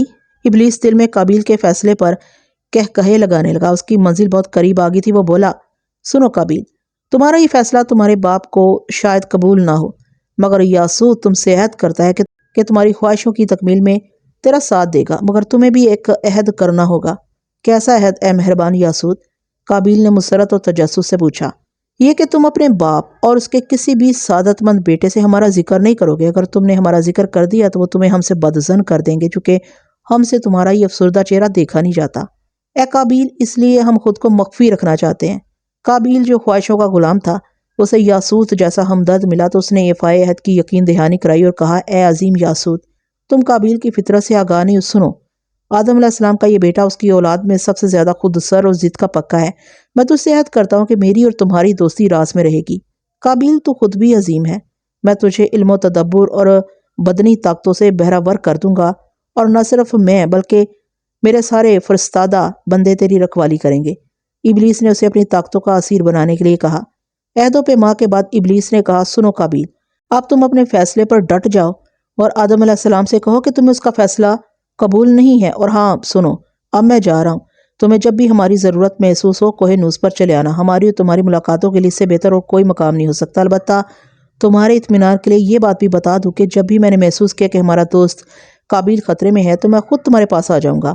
ابلیس نے قابیل کو اپنا اسیر بنا لیا تھا، اور پھر وہ جب اپنے خانوادے میں واپس آیا تو فرط مسرت سے اس کے بھیانک اور مسخ چہرے کی حباست سے نرم و نازک فضا زہر آلود ہو گئی۔ ابلیس کے منحوس کہکہوں میں اس کی بیوی اور بچے بھی شامل تھے۔ میں تو اس وقت اپنی ماں کی گود میں کلکاریاں مارتا تھا۔ مجھے قطعی یہ احساس نہیں تھا کہ میرے پردادا ابلیس نے آدم علیہ السلام کے خود سر اور شر پسند بیٹے کو اپنا متی بنا کر کیا کارنامہ انجام دیا ہے۔ میرا باپ اپنے دادا کے اس جوش و مسرت پر قدرے حیران بھی ہوا تھا۔ اس نے بالآخر ابلیس سے دریافت کر ہی لیا، اے میرے باپ، لاکیس کے باپ، بدی اور گمراہی کی قوتوں کے سردار اعلیٰ، تیرے خبث باطن کو تیرا ہی بیٹا سمجھنے سے عاجز ہے کہ تو نے ایک نیک اور فرشتہ صورت انسان کی شکل میں منتقل ہونا کیوں پسند کیا؟ ابلیس نے اس سوال پر طویل کہکہا لگایا۔ کوہ نوز کی پرسرار فضا اس کے شیطانی کہکہوں سے لرز گئی، اور پہاڑوں کی چراگاہوں میں بیٹھے ہوش الحان طیر و چرند اپنی بولیاں بھول کر خوف سے اڑ گئے۔ آبشاروں کے ٹھنڈے اور میٹھے پانی ابلیس کے کہکہوں سے چھلکنے والے بدبودار چینٹوں سے متغین ہو گئے، مگر اس کا کہکہا کئی ساتوں تک فضا میں گونجتا رہا۔ ترتبہ جانتی تھی کہ آدم علیہ السلام کو جنت سے نکلوانے کے بعد ابلیس آج دوسری بار اس قدر خوش ہوا تھا۔ اس کے کہکہوں کو جب لگام لگی تو وہ بولا، ہے میرے نادان بیٹے، سن، آدم کو گمراہ کرنے کے لیے سب سے بہتر ہتھیار یہی ہے کہ اسے اپنی گفتگو اور شکل و صورت سے باور کرا دو کہ تم شیطان نہیں فرشتے ہو۔ یاد رکھو، جو گناہ نیکی کی آڑ میں کرایا جاتا ہے وہ زیادہ مؤثر ہوتا ہے۔ جاہل، متکبر اور خود سر انسانوں کو گمراہ کرنے کے لیے شرافت کا لبادہ اوڑھنا بہت ضروری ہے۔ اگر تم سب شیاطین اس حکمت پر کام کرو گے تو تمہارا باپ تم سے بہت خوش ہوگا۔ یہ کہہ کر ابلیس نے اپنی بیوی کا ہاتھ تھاما اور بولا، اب ہم آسمانوں کی خبریں لینے جا رہے ہیں۔ تم سب بنو آدم علیہ السلام کی آبادیوں میں جاؤ اور اپنے اپنے ذمے فرائض ادا کرو۔ ابلیس نے میرے دادا لاکیس کو مخاطب کیا، تم آج سے قابیل پر مسلط کیے جاتے ہو، جاؤ اور اس کے شب و روز اور فکر و عمل کا حساب کتاب کرو اور مجھے پل پل کی خبر دو۔ ابلیس اپنی فتنہ گر بیوی کے ساتھ کوہ نور سے غائب ہو گیا۔ اس کی اولاد بھی بنو آدم علیہ السلام کے گمراہ انسانوں کے دل و دماغ پر جا کر مسلط ہو گئی۔ قابیل نے حضرت آدم علیہ السلام کو اپنے سفلی ارادوں سے باخبر کر دیا اور کہا، حابیل کو عزیز از جان رکھنے والے میرے باپ، مجھے تمہارا یہ فیصلہ منظور نہیں ہے، میں اپنی بہن سے ہی شادی کروں گا۔ حضرت آدم علیہ السلام اپنے سرکش اور گستاخ بیٹے کی بے لگام زبان پکڑ کر بولے، نخلف اور خدا کے دشمن شیطان مردود نے تیرے دل و دماغ کو مسخر کر لیا ہے۔ کیا تو نہیں جانتا کہ ہر گستاخ اور نافرمان انسان کے وہم و خیال اور فکر و عمل پر شیطان اجارہ داری کرتا ہے؟ تجھے یقیناً شیطان نے گمراہ کیا ہے۔ سنو اے قابیل، میں تجھے ایک موقع دیتا ہوں اور تمہارا فیصلہ خدا پر چھوڑتا ہوں، اس لیے کہ تم یہ نہ سمجھو کہ میں تیری حق تلفی کر رہا ہوں۔ تم دونوں اللہ کی راہ میں قربانی کرو۔ آسمان سے ایک آگ نازل ہوگی، وہ آگ اللہ کے حکم سے جس کی قربانی کو کھا لے گی وہی تمہاری بہن سے شادی کرے گا۔ یہ تم بھی ہو سکتے اور حابیل بھی۔ قابیل کے ذہن پر یاسوت کا بھوت سوار تھا، لہٰذا اس نے رونت سے کہا، مجھے یہ فیصلہ منظور ہے۔ ابلیس حضرت آدم علیہ السلام کا فیصلہ سن کر طیش میں آ گیا۔ اس نے غضب اور نخوت کے عالم میں اپنا سر پہاڑ کی چٹان پر مارا اور بے بسی سے چیخ مار کر دھاڑا، اے آدم علیہ السلام، تو نے اچھا نہیں کیا۔ ابلیس اپنے بیٹوں کو غم و حسرت سے دیکھتے ہوئے بلبلا کر بولا، اے بدی کے گماشتو، تمہارے باپ کو آدم علیہ السلام نے شکست دے دی ہے۔ میں نے سوچا تھا کہ آدم علیہ السلام گستاخ بیٹے کا سر فوراً قلم کر دے گا، مگر اس نے اپنا فیصلہ خدا پر چھوڑ دیا اور آج کوہ نوز پر حق و باطل کا فیصلہ ہونے والا ہے۔ پھر وہ افراتفری کے عالم میں چلایا، سنو، اسے قبل کہ کوہ نوز فرشتوں اور جنات کا مسکن بن جائے، تم سب جلدی سے یہاں سے دفع ہو جاؤ۔ جب قربانی چاٹنے کے لیے آسمان سے آگ برس چکے تو انسانی آبادیوں میں جا کر دبک جانا۔ یہ سنتے ہی میرا باپ سر بسجود ہو کر پوچھ بیٹھا، گناہ و بدی کے پیغمبر، تیری نحوست، تیرا قہر تا قیامت قائم رہے۔ تو اپنے اس بیٹے کو یہ بتا کہ اب ہمارا مسکن کہاں ہوگا؟ ہمارا مسکن ساری دنیا ہے، ہر گنہگار مشرک کا گھر ہے، اس کے قلب و نظر پر تم استراحت کرو گے، اس کے وجود میں تمہاری غاریں ہوں گی۔ حابیل اور قابیل اپنی اپنی قربانیاں لے کر ابو البشر حضرت آدم علیہ السلام کی رہنمائی میں کوہ نوز پر پہنچ گئے تھے۔ اس روز موسم حشر برپا کرنے والا تھا، کائنات کا ذرہ ذرہ متجسس و بے کل تھا کہ دیکھیے حق و باطل کے اس معرکے کا فیصلہ کس کے حق میں ہوتا ہے۔ قابیل زراعت پیشہ تھا، لہٰذا وہ اپنی بدترین فصلوں کی قربانی لے کر آیا تھا۔ اس کے اندر کا بغض، کینہ اور بدفطرتی اس کی بوسیدہ اور گلی سڑی قربانی سے ظاہر ہو رہی تھی۔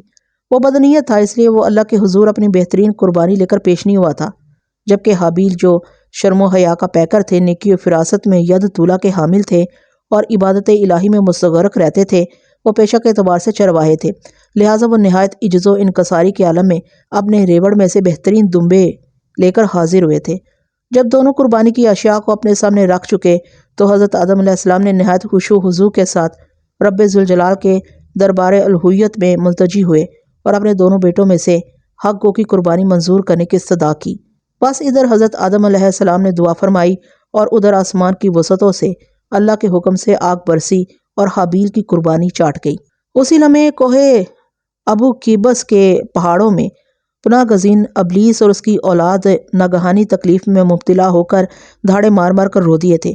ان کی لرزہ خیز اور بھیانک چیخوں سے بدی کے میناروں کے کنگرے گر گئے اور باطل دلوں پر گمراہی کے کفل لگ گئے۔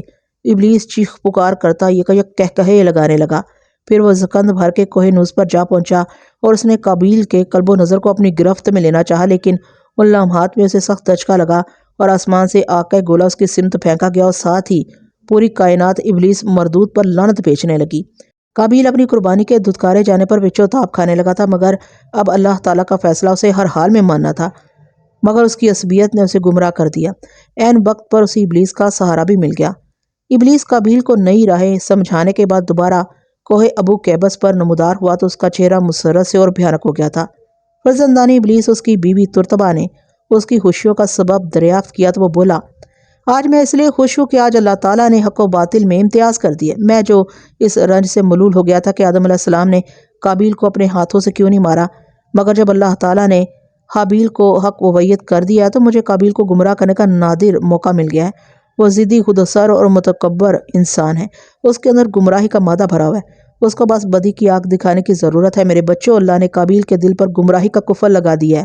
میں جب کوہ نوز پر گیا تو قابیل کو اپنے باپ سے لڑتا ہوا پایا۔ تم جانتے ہو کہ قابیل بنو آدم علیہ السلام میں سب سے زیادہ خودسر اور بہادر شخص ہے۔ وہ طاقت کے گھمنڈ میں مبتلا ہے۔ اس نے حابیل کو قتل کرنے کا تہیہ کر لیا۔ اب تم ذرا سوچو کہ جب قابیل حابیل جیسے نیک، معصوم اور صلح جو انسان کا قتل کرے گا، انسان کی تاریخ کیا بن جائے گی؟ میرے بچوں، آدم علیہ السلام کو جنت سے نکلوانے کے بعد میرا یہ دوسرا بڑا منصوبہ ہے۔ تم سب کو چاہیے کہ اپنے رب کی بدی کی قوتوں کو زیادہ سے زیادہ پرہیبت اور بھیانک بنا کر بنو آدم علیہ السلام کے دلوں پر بیٹھ جاؤ اور انہیں بدی گمراہی پر اکساتے رہو۔ ان کے ذہنوں پر اپنے منحوس ناخنوں سے خراشے ڈال دو تاکہ وہ نیکی اور بدی میں تمیز نہ کر سکے۔ ان کے ذہنوں کو بدی کے تابع کر دو۔ وہ جتنے گناہ کریں گے تمہاری قوت میں اسی قدر اضافہ ہوگا، اور یوں میں روز محشر اللہ کو یہ باور کرا سکوں گا کہ اے ارض و سما کے مالک اور آدم علیہ السلام کو تحلیق دینے والے رب، دیکھ، میں نے اس آدم علیہ السلام کو گمراہ کر کے تیرا شریک بنا دیا ہے، جس کو سجدہ نہ کرنے کی پاداش میں تو نے مجھے جنت سے دھتکار دیا ہے، میرے مراتب چھین لیے، میرا نوری لباس چھین کر غلاظت سے بھرا ہوا یہ پیرہن پہنا دیا، تو نے میری صورت مسخ کر دی۔ دیکھ، میں نے تیرے بندوں کے دلوں پر غفلت و گمراہی مسلط کر کے اس کا چہرہ بے نور کر دیا۔ ابلیس متوحش قلب اور نظروں سے آہوزاری کرنے لگا اور اپنے بالوں میں خاک ڈالنے لگا۔ اولاد ابلیس یہ دیکھ کر آہوزاری کرنے لگی تو فضائیں منحوس اور بھیانک آوازوں سے بوجھل ہو گئی۔ میں اپنی ماں کی انگلی تھامے اولاد ابلیس کو ماتم کنا دے کر بلکنے لگا تھا۔ مجھے ان کے بھیانک چہروں اور چیخو پکار سے خوف محسوس ہونے لگا تھا، اور میں سوچنے لگا تھا کہ انہیں یکایک کیا ہو گیا ہے۔ ابلیس نے اس شام جب سورج زوال کے وقت پر ٹھہرا ہوا تھا، اپنی اولاد کو مختلف امور پر معمور کرنے کے بعد قابیل کے پاس پہنچ گیا۔ قابیل اپنی چراگاہ میں بے چینی سے ٹہل رہا تھا۔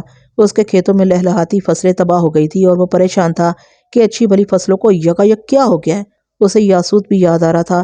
قرائے ارض پر اسے یاسوت کے علاوہ کوئی ہمدم نظر نہیں آ رہا تھا۔ حضرت آدم علیہ السلام نے اس کی شادی کا فیصلہ کر دیا تھا، مگر قابیل کو یہ گوارا نہ تھا، اور اس نے تہیہ کر لیا تھا کہ جو ہی اس کا باپ کہیں جائے گا وہ حابیل کو قتل کر ڈالے گا۔ وہ اپنی قربانی کے رائے گاہ جانے پر پیچو تاب کھا رہا تھا جب یاسوت اس کی دلجوئی کے لیے وہاں آ گیا۔ قابیل اسے دیکھتے ہی بپھر گیا اور جلال میں بولا، اے یاسوت، تو کہاں چلا گیا تھا؟ کیا تجھے معلوم نہیں کہ تیرے ہمدم قابیل پر کیا آفت پڑی ہے؟ قابیل، تجھے مبارک ہو کہ تو اپنے مقصد میں کامیاب ہو کر رہے گا۔ یاسوت نے اسے دلاسا دیا، میں تیرے راستے صاف کرنے گیا ہوا تھا۔ میں تجھے یہ خوشخبری سنانے آیا ہوں کہ آج آدم علیہ السلام کوہ ابو قیبس کی طرف جا رہے ہیں اور اپنے پیچھے حابیل کو قبیلے کی سرداری سونپ کر گئے ہیں۔ تیرے لیے اسے بہتر موقع نہیں ہوگا کہ تو حابیل کو اپنی طاقت سے مروب کر دے اور اسے اس بات پر قائل کر لو کہ وہ تمہاری بہن کے حق سے دستبردار ہو جائے۔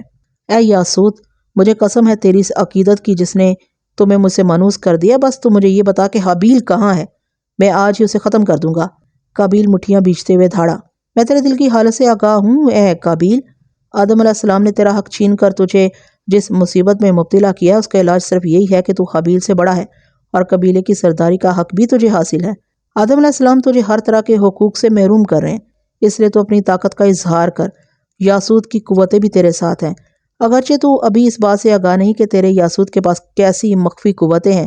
اگر تو حکم دے تو تیرا یاسوت حابیل سمیت تمہارے سارے بدخواہوں کو ختم کر ڈالے، مگر اس طرح تیری قوت کا اظہار نہیں ہو پائے گا۔ بس اے قابیل، یہ دیکھ کہ تیرا یاسوت حابیل کی خبر کیسے لاتا ہے۔ یہ کہہ کر ابلیس نے اپنی شیطانیت کے لبادے میں منہ چھپا لیا اور بھیانک قہقہا لگا کر بولا، اے قابیل، بس ایک ساتھ کے لیے تجھے انتظار کرنا پڑے گا۔ ابلیس نے اپنا وجود فضاؤں میں تحلیل کر لیا اور کچھ ہی دیر بعد وہ ایک بار پھر قابیل کے بالمقابل کھڑا تھا۔ اس کی شیطانیت اور ازلی انتقام و غضب اس کے چہرے کی حباست میں رچ بس گئی اور وہ جوش کے عالم میں بولا، قابیل، تیرا شکار اس وقت کوہ نوز کی چراگاہوں میں اپنے ریوڑ کے ساتھ موجود ہے۔ یہ سنتے ہی قابیل برق کی طرح باہر کو لپکا تو ابلیس نے اسے روک لیا اور بولا، اے بنو آدم علیہ السلام کے قوی، میری ایک بات غور سے سن۔ قابیل کے قدم رک گئے، اس نے قہر و تجسس سے بھری نظروں کے ساتھ ابلیس کو دیکھا۔ میرے دوست، یاد رکھنا، جب حابیل عبادت الہی میں مصروف ہو تو اس وقت ہرگز اس کے پاس نہ جانا، ورنہ اس کی حفاظت پر معمور قوتیں تیرے ارادوں پر حق ڈال دیں گی۔ یہ کہہ کر ابلیس آگے بڑھا اور اپنے بازو کھول کر بولا، اے قابیل، اس دنیا میں مجھ سے زیادہ تیرا خیر ہوا کوئی نہیں، میں ہی تیرا غم گسار اور تیرا رازداں ہوں، آ کر میرے سینے سے لگ جا۔ آج تو جس مقصد کی خاطر جا رہا ہے، میرا دل نہ جانے کیوں لرز بھی رہا ہے۔ قابیل اس کے سینے سے لگ گیا۔ ابلیس مردود نے روحانسی شکل بنا کر اسے اپنے ساتھ بھیج لیا تو قابیل نے کہا، اے میرے غم گسار، تو اپنے دل کو مضبوط بنا لے، تو یہ سوچ کہ تیرا قابیل کامیاب واپس لوٹے گا۔ قابیل کوہ نوز کی چراگاہوں کی طرف روانہ ہو گیا تو ابلیس کو بھی اپنی فتنہ پردازیوں کے ساتھ اپنی اولاد کے پاس پہنچ گیا اور مجھ سمیت ساری اولاد کو جوش و غضب کے ساتھ بتانے لگا، اولاد ابلیس آؤ دیکھو کہ تمہارے باپ ابلیس نے آج کیا کارنامہ انجام دیا ہے۔ ترتبہ جو اپنے شوہر کی رمز شناس تھی بولی، اے بدی کے سرخیل، کیا تو نے قابیل کو حابیل کے قتل پر آمادہ کر لیا ہے؟ ہاں برائی کی قوتوں کی ماں، یہ تیری قربت کا جنون ہے کہ تیرا ابلیس آج ارض و سما کو پہلے انسانی قتل کا تحفہ دینے میں کامیاب ہونے والا ہے۔ ابلیس اپنی اولاد کو لے کر کوہ نوز کی چراگاہوں میں پہنچ گیا اور ایک کونے میں دبک کر حابیل کو دیکھنے لگا جو عبادت الہی میں مستغرق تھے، اور ان سے کچھ ہی فاصلے پر قابیل ایک چٹان کی آڑ میں بیٹھا ہوا تھا۔ سورج عین آسمان پر آگ برسا رہا تھا۔ کوہ نوز کی چراگاہوں میں ہوائیں ساکت تھیں۔ زمین کا ذرہ ذرہ ان لمحات کی چاپ سن رہا تھا جو کچھ ہی دیر میں رونما ہونے والا تھا۔ قابیل نے جب دیکھا کہ حابیل عبادت سے فارغ ہو چکا ہے تو اس نے جوش کے ساتھ نعرہ مارا اور حابیل کے پاس پہنچ گیا۔ حابیل اسے دیکھتے ہی سمجھ گئے کہ ان کا کینہ پرور بدظن و گمراہی میں مبتلا بھائی نیک ارادوں کے ساتھ وہاں نہیں آیا۔ انہوں نے نہایت نرم الفاظ میں بھائی کی خیریت دریافت کی اور پوچھا، میرے بھائی تو اس قدر غصے میں کیوں ہے؟ میرا غصہ تیرا پیدا کیا ہوا ہے اے حابیل، قابیل نے نفرت کے ساتھ کہا، اور آج میرا یہ غصہ اور قہر و غضب تجھے راہ راست پر لے آئے گا۔ اے میرے جوان بھائی، کیا تو نہیں جانتا کہ ہم دونوں میں سے حق پر کون ہے؟ اس حق کا فیصلہ تو اس رب کائنات نے کر دیا ہے جس نے تجھے اور مجھے پیدا کیا ہے۔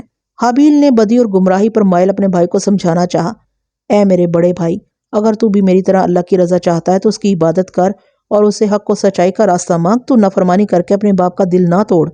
اگر تو یہ سمجھتا ہے کہ ہمارے باپ کا التفات صرف مجھ پر ہی کیوں ہے تو سن میرے بھائی، میں اللہ کی رضا پر راضی رہتا ہوں، اس کے قوانین پر عمل کرتا ہوں، مگر تو اپنے نفس کا غلام ہے، تجھے ابلیس مردود گمراہ کر رہا ہے۔ قابیل بھائی کی ناصحانہ باتوں سے بپر گیا، اس پر جوش اور انتقام غالب آ گیا تھا، لہٰذا ہمارے دیکھتے ہی دیکھتے اس نے حق گو اور اللہ کے نیک بندے حابیل کو قتل کر ڈالا۔ حابیل کا خون جو ہی زمین پر گرا اور ابلیس کے مکروہ قہقہے گونجنے لگے، وہ اپنی فتح کے نشے میں جھومنے لگا اور اولاد ابلیس اپنے والد کے ساتھ مل کر جشن منانے لگی۔ اس سے قبل کہ ابلیس آگے بڑھ کر قابیل کو فتح کی مبارکباد دیتا، اس نے آسمان پر خون کا طوفان دے کر اپنی اولاد سے کہا، میرے بچوں، اللہ کا قہر نازل ہونے والا ہے، جلدی سے کوہ ابو قیبس کی تاریک گھاٹیوں میں جا کر پناہ لے لو۔ ابلیس قہر الہی کے خوف سے سہم کر کوہ ابو قیبس کی تہ میں اتر گیا تھا، اور ادھر قابیل کو بھی جیسے ہوش آ گیا۔ اس کے سر سے نفرت و کینہ کا غبار سرکا تو اپنے بھائی کی لاش دے کر گھبرا گیا کہ اس کے والد حضرت آدم علیہ السلام اسے زندہ نہیں چھوڑیں گے، لہٰذا وہ حابیل کی لاش ٹھکانے لگانے کے لیے غور و خوض کرنے لگا۔ وہ اسی ادھیڑ بن میں مبتلا کہ اللہ پاک نے اپنے محبوب بندے حابیل کی لاش کو بے حرمتی سے بچانے کا اہتمام کیا اور اپنی قدرت سے ایک کوا زمین پر بھیجا جس نے اپنے مرے ہوئے ساتھی کو زمین کھود کر دفن کر دیا۔ قابیل نے ایک پرندے کی ذہانت سے سبق سیکھا اور آہ بھر کر خود پر لعنت کی، خدا تجھے غارت کرے اے قابیل، تو کس قدر لاچار ہے کہ تجھے اپنے بھائی کو دفن کرنے کا خیال بھی نہ آیا۔ قابیل نے مٹی کھود کر گڑھا تیار کیا اور حابیل کو اس میں دفن کر دیا۔ اب وہ مطمئن ہو گیا تھا کہ یوں اپنے باپ کو یہ باور کرانے میں کامیاب ہو جائے گا کہ حابیل چراگاہ میں بھیڑیں بکریاں چراتے ہوئے کہیں غائب ہو گیا ہے، مگر وہ بدگماں اور جاہل انسان یہ نہ سمجھ سکا کہ اللہ پاک تو سب کچھ دیکھ رہا ہے۔ قابیل تو اس اطمینان کے بعد اپنے کھیتوں میں چلا گیا تھا، مگر ادھر اللہ تعالیٰ کے حکم سے ایک فرشتے نے حضرت آدم علیہ السلام کو حابیل کے قتل سے آگاہ کر دیا۔ حابیل کے قتل پر حضرت آدم علیہ السلام بے حد رنجیدہ ہو گئے۔ انہوں نے جوان سال اور سعادت مند بیٹے کی موت کا غم اپنے دل پر لیا اور آپ کا یہ غم نوحے کی صورت میں ظہور پذیر ہوا۔ وہ پہروں بیٹھ کر حابیل کو یاد کرتے اور قابیل کو لعنت و ملامت کرتے رہتے۔ بیٹے کے ہجر میں ان کی زبان سے جو الفاظ نوک زبان پر آئے وہ آنے والی نسلوں کے لیے مرثیہ یا نوحہ کی صورت میں یاد کیے جانے لگے، اور یوں زمین پر پہلے انسانی قتل کے بعد جو پہلا نوحہ کہا گیا وہ حضرت آدم علیہ السلام نے حابیل کی یاد میں کہا۔ قابیل اپنے معصوم اور حق گو بھائی کے قتل پر پہلے تو پشیمان ہوا تھا، مگر بہت جلد ابلیس نے اسے آن لیا، اسے باور کرا دیا کہ اگر اس نے حابیل کے قتل پر پچھتاوے کا اظہار کیا تو وہ کمزور ہو جائے گا۔ ابلیس یہ بات جانتا تھا کہ اگر قابیل نے حابیل کے قتل پر پچھتانا شروع کر دیا اور خود کو ملامت کرنے لگا تو اس کا جرم اعتراف جرم کے بعد سنگین نہیں رہے گا۔ ممکن ہے حضرت آدم علیہ السلام قابیل کے معافی مانگنے پر اسے معاف کر دیتے۔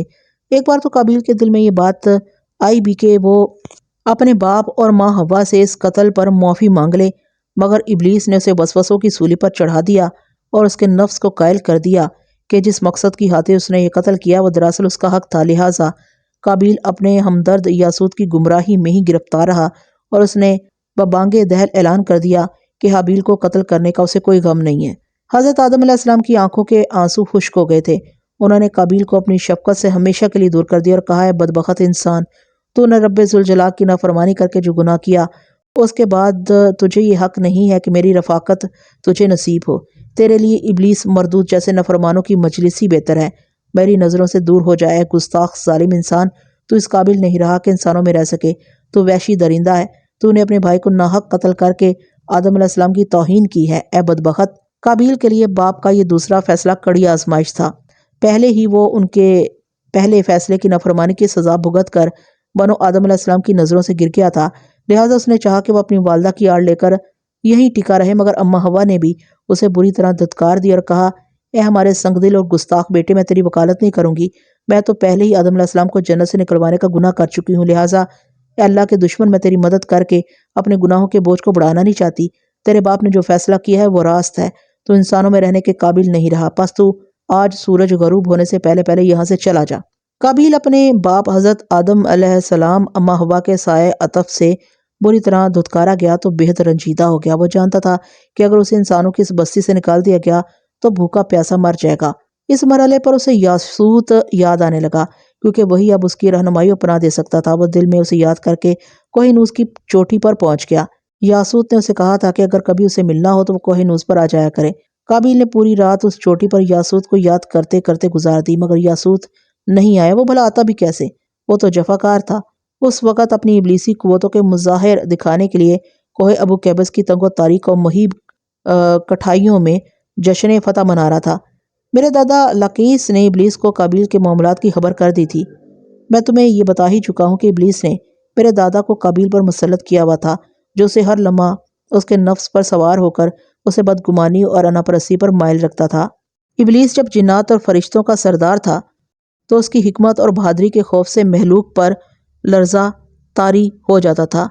وہ علم و فضل میں بھی یکتا اور دبنگ عالم کی حیثیت رکھتا تھا۔ اس کی انہی خوبیوں اور اوصاف کی بنا پر اسے سلطان الارض بنایا گیا تھا، مگر گستاخی، بے ادبی اور اللہ کے حکم کی نافرمانی کے باعث اس کی بہادری اور حکمت مکر و فریب میں بدل گئی اور اس نے اپنے علوم کو برائی کی ترغیب اور تبلیغ کے لیے وقف کر دیا تھا۔ وہ ہر لمحہ اسی فکر میں مبتلا ہوتا کہ وہ بنو آدم علیہ السلام کو گمراہ کرنے اور اپنی ابلیسی قوتوں کو تقویت دینے کے لیے کیا حکمت عملی اختیار کرے۔ لہٰذا سب سے پہلے اس نے اولاد ابلیس کو راسخ العقیدہ شیطان بنانے اور ان کی قوتیں بڑھانے کے لیے سفلی علوم کو جنم دیا اور برائی کی قوتوں کے نہایت خوفناک مظاہر دکھانے لگا۔ ابلیس نے اپنے بیٹے لاقیس کو قابیل پر مسلط کر دیا تھا اور وہ اسے برابر اطلاع بھی دیتا تھا کہ قابیل رنج و غم اور غصے سے بھرا ہوا ہے اور کوہ نوز پر کئی روز تک بھوکا پیاسا رہ کر انتظار کرنے کے بعد پہاڑ سے اتر گیا۔